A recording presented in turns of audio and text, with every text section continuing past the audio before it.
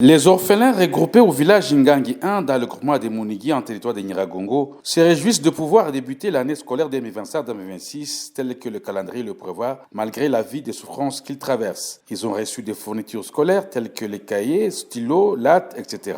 le dimanche 24 août. Une activité de remise supervisée par le représentant du chef de groupement qui a salué cette action caritative en faveur de ces personnes nécessiteuses. Ces dernières ont remercié le bienfaiteur. Kama vile waongozi, sisi waongozi wa groupement Munigi, ningewaomba waendelee kutusogelea. Na usina hii kitendo hatutakinyamanzia mpaka pale. Inabidi na sisi tukua na waza tuwazie watoto wetu ambao wanapatikana ndani ya Ngangi gisi mko wakosefu.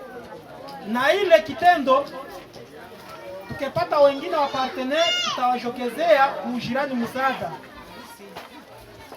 Na kwa hiyo nawashukuru kwa kazi ambayo imefanyika kwa siku ya leo. Muendelee kusaidia watoto, muendelee kufikiria tena zaidi. Signalons que ces orphelins ont d'abord été identifiés, a fait savoir Jason Kaviavou, responsable de Jirani Moussada. C'est une activité énorme pour Jirani Moussada.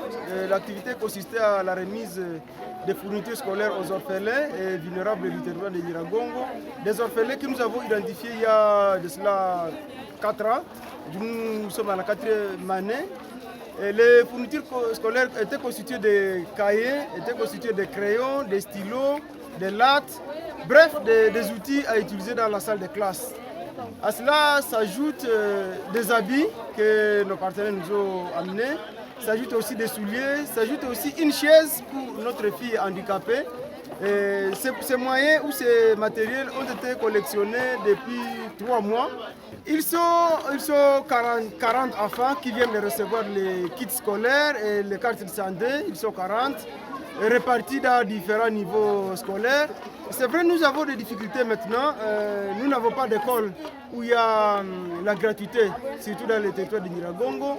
Et là, les démarches, nous sommes en train de les mener pour que, dans la mesure du possible, que ces écoliers ou ces orphelins puissent être pris aussi à charge par les écoles qui ont la chance de bénéficier de cette gratuité. Il faut noter que ces orphelins qui ne plaident que pour avoir un terrain où ils peuvent être encadrés ont été rassurés d'avoir accès aux soins avec l'obtention d'une carte de santé.